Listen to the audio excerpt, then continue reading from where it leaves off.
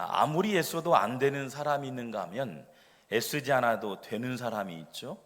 예수님의 손에 들려지면 애써도 안 되는 사람이 아니라 애쓰지 않아도 되는 사람이 되길 기도합니다.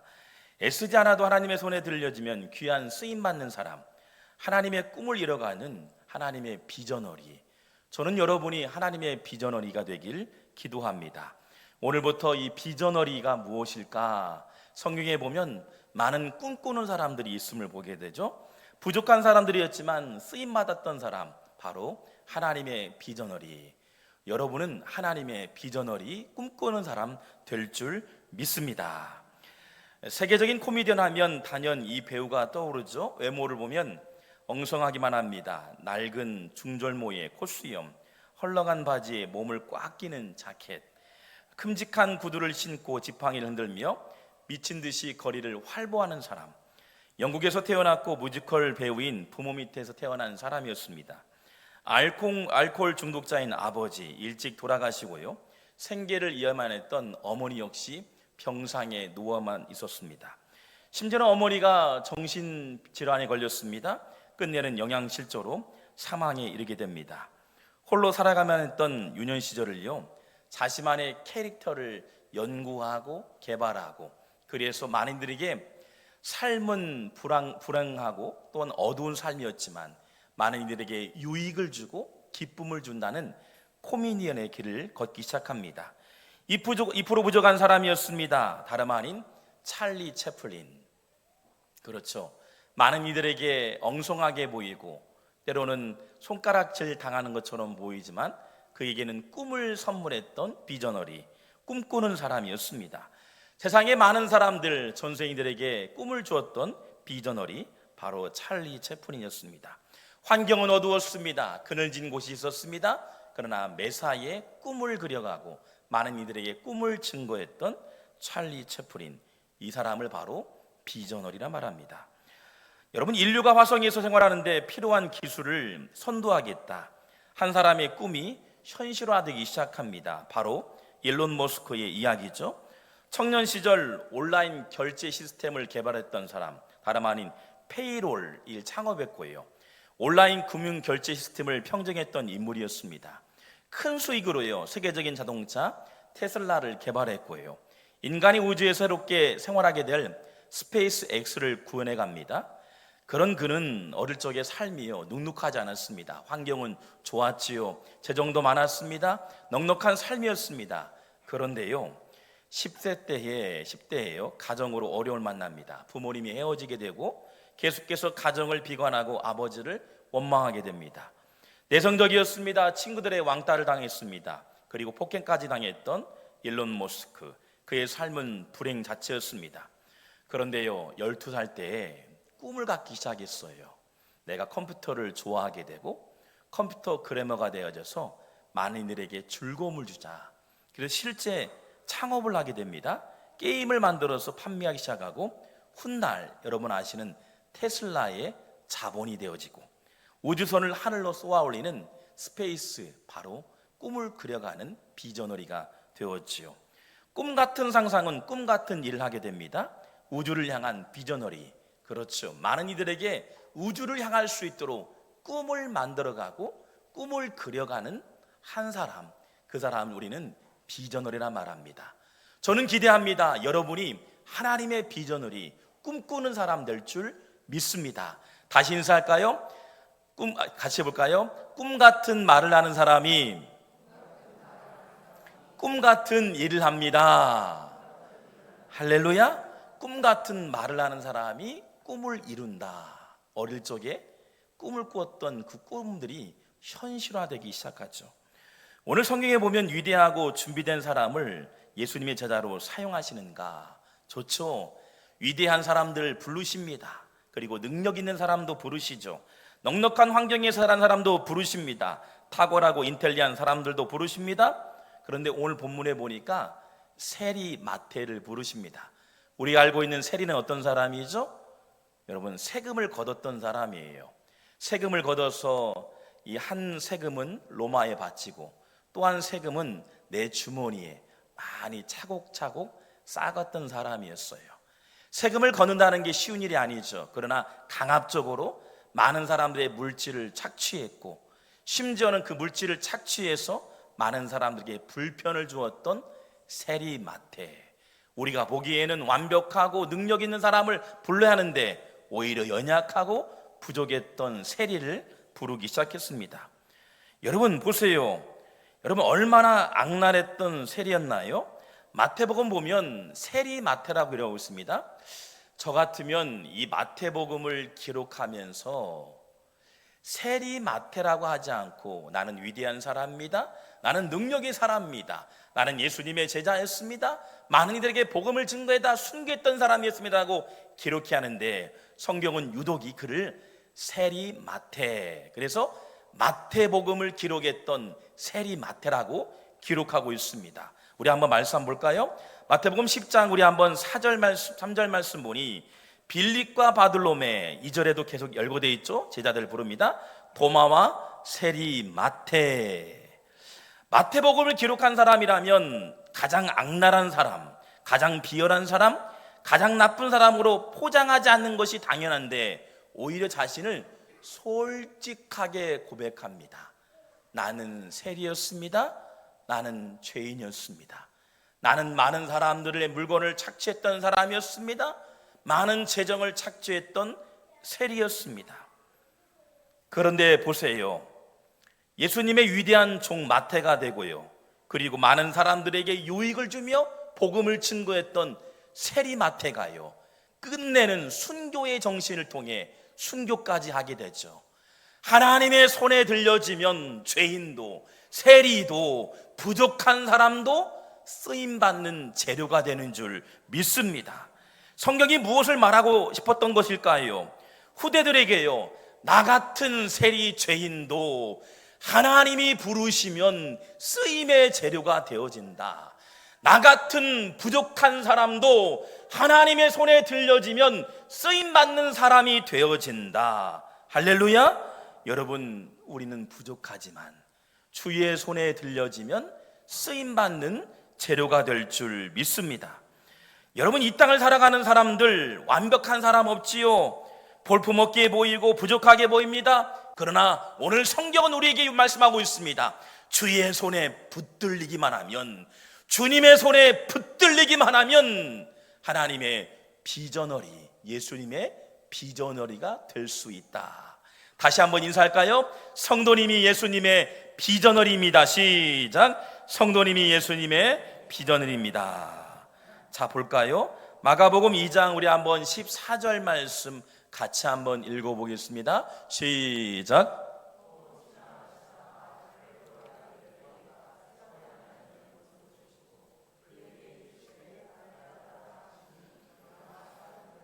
아멘. 이 알페의 아들 레위가 바로 세리이죠. 세리마태예요. 그런데 성경은 1.1항이라도 정확하게 바꾸지 않고 있는 모습 그대로 기록하고 있죠. 세관에 앉아 있는 것을 보셨다. 그 모습을 보셨다는 겁니다. 여러분, 부족합니다. 죄인이었습니다. 많은 이들의 물건들을 착취했던 사람이었습니다. 그런데 어떤 사람이었을까요? 괜찮다는 거예요. 주님의 보시기에는 괜찮다는 겁니다. 사람들 보기에는 악랄하고 많은 이들에게 불편을 주었던 사람이지만 주님 보시기에는 괜찮은 사람이라는 거예요. 주님의 시선에는 그 사람이 변화되어져서 많은 이들을 구원의 길로 인도하는 주님의 제자가 되니 괜찮다는 거예요. 얼마나 대단합니까? 같이 볼까요? 괜찮습니다. 괜찮습니다. 얼마나 좋아요. 여러분, 세리 같은 사람이었지만 괜찮다는 겁니다. 주님의 시선에는 그 못나게 보이고 부족하게 보이지만 주의 손에 들려지면 괜찮은 존재다. 나 같은 사람도 괜찮은 존재다. 나같이 부족한 사람도 괜찮은 존재이다. 얼마나 복음적일까요? 여러분, 그렇습니다. 우리가 이 세상에서 아무리 비천하고 고통스러운 삶을 살아가도 나 혼자 버려진 사람이 아니라는 거예요. 나는 혼자가 아니라 주님이 함께하는 사람, 주님이 인정하는 사람, 괜찮은 사람이다. 할렐루야. 주님 보시기에 그 누구보다도요 소중한 사람이라는 거예요. 세상에 수많은 사람이 있지만 나는 괜찮은 존재라고 오늘 우리를 부르셨다는 것이에요. 여러분, 세리마트의 내면을 보세요. 겉은 멀쩡하게 보이죠. 많은 화려한 옷을 입었을 거예요. 그리고 세관에 앉았으니 고위층의 한 자리 한 사람이겠지요. 근데 내면을 보니까요 골맞을 대로 골맞은 사람이었어요. 세상의 것으로 아무리 채워도 만족함이 없던 사람. 그러니 눈가에는 뭔가 사모하는 마음이 열정이 있었던 사람이었어요. 자신의 신분을 돌아보세요. 높은 신분 위치에 있었지만 내면에 많은 상처를 갖고 있었고 수많은 사람의 손가락질 당했던 사람이었음을 보게 됩니다. 얼마나 피폐한 인생입니까? 그러나 주님 보시기에는 피폐한 인생이고 여러분 별 볼 일 없게 보이고 수많은 사람의 질타를 받는 사람이었지만 괜찮은 사람이라는 거예요. 주님 보시니까 괜찮은 사람이었다. 고린도전서 1장 27절 말씀 보니 이렇게 나와 있죠. 그러나 하나님께서 세상에 미련한 것들을 택하사 지혜 있는 자들을 부끄럽게 하려 하시고 세상에 약한 것들을 택하사 강한 것들을 부끄럽게 하려 하시며. 성경은 오늘 우리에게 말씀하고 있습니다. 볼품없게 보이는 가치 없는 것들을 가공하여 쓰시면 그가 귀한 재료가 될 뿐만 아니라 하나님의 기쁨이 되어진다. 할렐루야. 저와 여러분이 하나님의 손에 들려지면 가공하여 하나님은 쓰시는 하나님의 손길이 미칠 때 귀한 존재가 되는 줄 믿습니다. 지난 과거도 나를 사랑하신 주님, 부족한 저를 불러주셔서 이 자리에 예배케 하신 주님, 괜찮은 사람으로 우리를 부르셨다는 겁니다. 여러분, 우리가 잘 알고 있는 모세를 통해서 가나안의 출애굽에서 가나안에 정착하는 과정을 이끄셨죠. 이 모세가 이 출애굽에서 가나안의 여정 속에서 매사에 놓치지 않았던 게 바로 예배하는 삶이었습니다. 성막을 지어서 하나님을 예배하고 주님을 찬양했습니다. 근데 성막을 지을 때 하나님께서요 모세에게요 조각목으로 지으라 말씀합니다. 조각목이 무엇일까? 아시는 것처럼 이 아카시아 나무입니다. 사진 한번 볼까요? 여러분, 이 아카시아 나무 볼품없는 나무이죠. 시띠나무라 말합니다. 사막의 흔한 나무예요. 이 아카시아 나무가요 얼마나 강한지 가시 같은 나무, 시띠나무라 말합니다. 이 가시 같은 나무 보기에는 별 볼 일 없게 보이고 흔한 나무입니다. 그런데요 이 성막의 도구로 만들으라고 말씀하고 있어요. 왜 그랬을까요? 실제 이 아카시아 나무는요 강함이 있습니다. 어떤 강함일까요? 사막 기후를 버틸 수 있는 강함이 있어요. 뿌리를 깊이 내려서요 길게는요 2km까지 넓게 뻗치는 이 시띠나무. 그러니요 보기에는 가시처럼 보이지만 깊은 뿌리를 내려서 생명을 공급받는 나무임을 보게 되는 거예요. 별 볼 일 없게 보이고 뒤틀리게 보입니다. 그러나 성막의 재료가 되어지죠. 이 성막에요 그냥 되지 않죠. 성막을 사용하는 재료가 되어지는데 거기다가 금을 입히게 됩니다. 넘겨보세요. 사진 한번 볼까요? 성막의 재료가 되어지죠. 이 조각목이요 어려운 환경에서 자라는 조각목, 아카시아 나무, 광야의 길에 서 있는 조각목. 그러나 조각목 위에 금을 씌워서 이 성막의 재료가 되어지는데 이 법궤가 되어집니다. 법궤. 이 법궤는 어떤 의미일까요? 하나님이 임재하는 은혜의 법궤가 되어지는 거죠.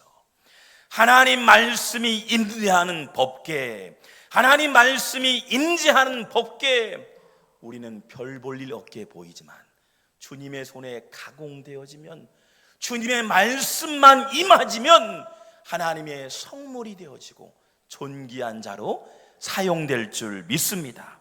출애굽기 25장 13절 말씀 보니 조각목으로 채를 만들어 금을 싸고, 출애굽기 26장 32절 말씀 보니 금 갈고리로 내 기둥 위에 늘어뜨리되 내 기둥을 조각목으로 만들고 금으로 싸서. 금은 어떤 의미죠?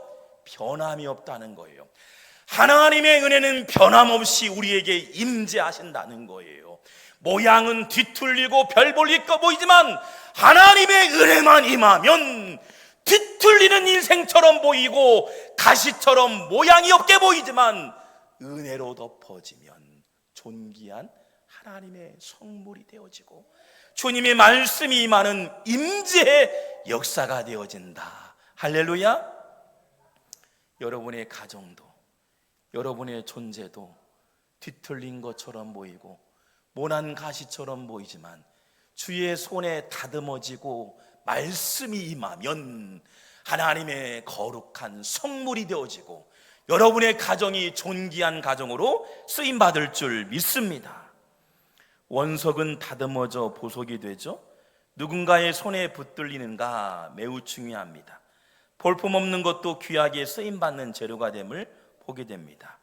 황토욱이 장인의 손에 붙들리면 도자기가 되고요, 고철이 설계사의 손에 들려지면 가공되어 자동차가 되어지죠. 흔한 연필이 작가의 손에 붙들리면 많은 사람들에게 감동을 주는 시와 작품이 됩니다. 주님의 말씀대로 깊은 데로 그물을 던지면 고기를 낳게 되고요, 말씀대로 물이 변하여 포도주가 되어집니다. 어린아이의 손에 들렸던 보리떡 5개와 물고기 2마리가 오병이어 5,000명을 먹이고도 남기는 그릇이 되어지죠. 일평생 38년 된 병자가요 주님의 손에 붙들려지니요 회복이 되어 복음을 증거하는 제자가 되어집니다. 여러분, 주의 손에 붙들리는 믿음의 성도가 되길 주의 이름으로 축원합니다. 어릴 적에 저도 외모적으로 참 불편함이 많았던 아이였습니다. 키가 참 작았어요. 매번 또 간증하지만요, 키도 참 작았고, 그래서 매번 앞자리에서 1번, 2번 선생님이 1번, 2번 부르고 또 청소시키고 다음에 또 1번, 2번 부르고 청소시키고, 키가 참 작았어요. 그래서 하나님, 왜 나는 참 하나님 원망했어요. 부모님 원망하고요. 부모님 이렇게 저는 키가 작습니까? 외모도 이렇게 코가 양 너부대대 합니까? 어릴 적에는 참 너부대 됐습니다. 그래서 빨래집게로 해가지고 코를 물고 자고, 아침에 일어나 보면 빨래집게에서 돼요 코가 빨갛게 부어오르고, 그리고 생각 곁에 어떨까요? 화장지를 중간에 끼야겠다. 그러더니 코가 막혀가지고 축농증이 걸리고, 심지어는요 키가 너무 작아가지고 오전 내내 철봉에 매달린 적이 있어요. 매달려니까요 팔이요 덜렁대는 거 있죠. 그래서 기부스 한 적도 있어요. 부모님을 막 원망했어요. 나는 이렇게 키가 작습니까? 코도 너부대답니까? 20살 때 은혜를 입었습니다. 어떤 은혜일까요? 곡성 다니엘 수양 갔더니요, 수양관을 갔더니요 저보다 키가 작은 분들이 너무 많은 거죠. 할렐루야, 나보다 키가 작은 분들 계시구나. 보니까 코도요 너부대단 분들 더 많은 거 있죠. 그때 목사님이 말씀할 때요, 강사님이 여러분은 존귀한 자입니다. 괜찮습니다. 여러분은 특별한 자녀입니다. 하나님의 작품입니다. 비교하면 문제가 되어지지만 하나님은 여러분을 특별한 자로 삼으신 줄 믿습니다. 그때부터요 키가 작은 거 괜찮다, 코가 넓적한 거 괜찮다, 여러분 괜찮은 거예요. 손에 쥔 것 없은 것 괜찮다. 주님이 인정하시는데 너는 내 아들이야, 존귀한 자야, 실패했나요? 무너졌나요? 넘어졌나요? 괜찮다 말씀하시는 주님, 여러분은 괜찮은 존재인 줄 믿습니다. 괜찮은 존재라는 거예요. 얼마나 감사해요. 시간이 지나 보니까 키가 조금씩 자라고 있죠. 코도요 세워지게 되고요. 얼마나 감사해요. 여러분 괜찮아요. 성적이 낮거나 때로는 삶을 실패하거나 때로는 사업에 실패한 부분이 있나요? 괜찮아요. 괜찮아요. 오늘 말씀하고 있습니다. 죄인이었던 셀이 수많은 사람들의 생명을 앗아가고 심지어는 그 많은 재정을 착취했던 사람, 그러나 괜찮다 말씀하십니다. 괜찮다 말씀하시는 거예요. 같이 볼까요? 나는 괜찮은 사람이다. 할렐루야. 여러분은 괜찮은 존재인 줄 믿습니다. 하나님의 손에 들려지면 괜찮은 사람이다. 여러분, 오늘 우리가 하나님 앞에 고백해야 할 제목이 있죠. 한 사람 한 사람은 너무나 약하게 보입니다. 그러나 하나님은 오늘 존귀한 자라 말씀하고 있어요. 볼품없는 세리가 제자가 되어지고, 아카시아 시띠나무가 하나님의 속물이 되어지고, 또 간증할 내용이 있는데요, 이 간증하는 이 내용의 저자가 있는데 이 조은하 선교사입니다. 이 조은하 선교사님이 하나님의 은혜라는 곡을 썼어요. 공부할 때 그분이 유일하게 미국에서 강사로 오셔서, 많은 미국인 분들 계시는데 강사로 오셔서 제가 만난 하나님 선교 사역에 대해서 얘기하는데요, 20살 때 1.5 그러니까 캐나다로 유학 가가지고요, 부모님들이. 그런데 자라면서 감동을 받아요. 그리고 러시아권에 있는 선교지를 향해서 20살 때 결단합니다. 바로 그가 갔던 곳이 카자흐스탄. 그래서 가난이 있고, 때로는 정치적으로 위기가 있고, 또 종교적으로 많은 분쟁이 있는 곳이잖아요. 그런데 선교사로 내가 부름받고 결단하고 선교사로 파송됐는데, 선교가 사역이요, 눅눅지 않은 거예요. 힘든 거예요. 매번 돌아가고 싶고 내려놓고 싶고 고통이고요, 심지어는 수많은 가족들에게 생명의 위협까지 오는 거예요. 그러면서 매일같이 일기를 씁니다. 나를 지으신 이가 하나님, 나를 지으신 이가 하나님, 나를 보내신 이도 하나님, 나의 나 된 것은 하나님의 은혜라. 오늘 갑자기 글을 쓰면서요, 은하야 괜찮아. 너 선교사역 힘들지? 너를 통해 일하실 주님을 기대해. 가정에 우리가 파송되어지는 선교사가 되어지고, 학교 현장에 선교사로 파송되어졌고, 때로는 하나님 어때요? 힘들죠? 고통스럽죠? 하나님 나에게 왜 이런 곳에 보내셨습니까? 왜 이런 가정에 보내셨습니까? 수많은 분쟁과 아픔 속에 보내셨습니까? 라고 질문을 할 때가 있잖아요. 그런데 오늘 조은하 선교사님처럼 나를 지으신 분도 하나님이시요, 나를 보내신 분도 하나님이시요, 나를 통해 많은 이들이 변화될 줄 믿고 나를 보내신 하나님의 은혜, 전적인 은혜라고 고백한 내용임을 보게 됩니다. 우리 같이 한번 찬양해 볼까요? 하나님의 은혜. 우리 한번 같이 찬양하면서요, 우리 한번 신앙 고백이 됐으면 좋겠어요. 나를 지으신 이가 하나님, 나를 부르신 하나님. 여러분의 가정, 여러분의 삶 현장에 누가 보내셨어요? 하나님이 보내셨다는 거예요. 보기에 부족하게 보이고, 내가 정말 이 가정에서 어떻게 해야 할까 때로는 고민되고 막막될지라도요, 나를 부르신 목적이 있음을 보게 되면서 우리 한번 간증하는 마음으로 찬양했으면 좋겠습니다.